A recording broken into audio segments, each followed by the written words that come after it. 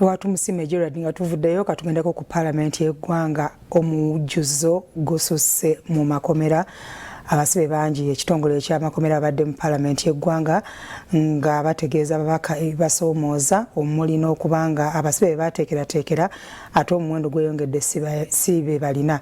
Balina ebizibu bingi ebibasoomooza omuli n'okubanga n'omuwendo gw'abasibe balina akawuka akamukenenya gweyongeredde ddala so nga ne uniform z'abasibe baali balina kufuna 2 bafunemu n'ensonga endala nga bwe balambise nga nabwe kityo basaba babongere ku nsimbi basobole okubeera nga nabo beetereza mirimu.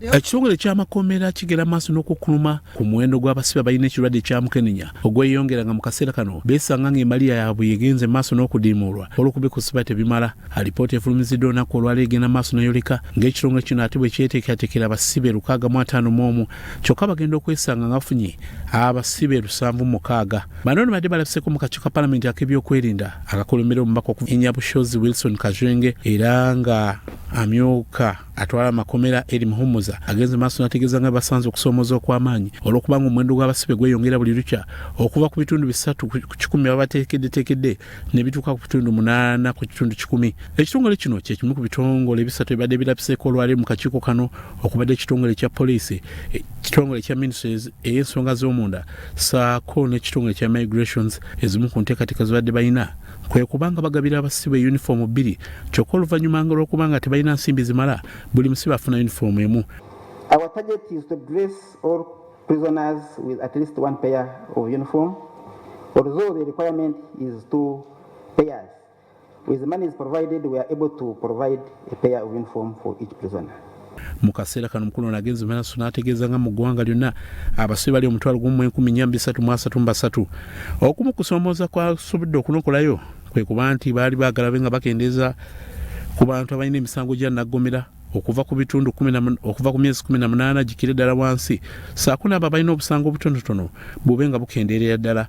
In terms of access to justice, Chair, we measure that using length of stay on remand, and that is the sector target. We had targeted at sector level to have capital offenders staying in prison for 18 months, while repeat offenders stay in prison for 2 months. In terms of the performance,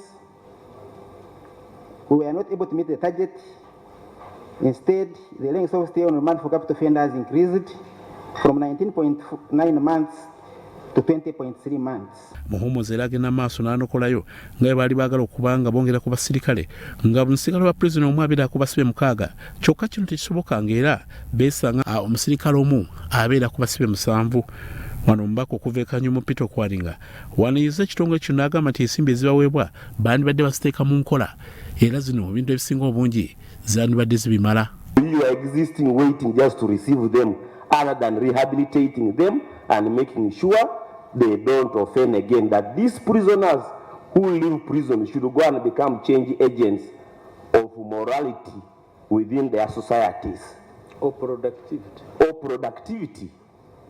But you are saying that these people, their main target is to look after prisoners. And that's why you see every time they are saying we need to increase accommodation, we need to focus accommodation, and that's the biggest budget, by the way, feeding. Raso TV, Nze Grace Girinya ne Eric Sebalamu Omunyo.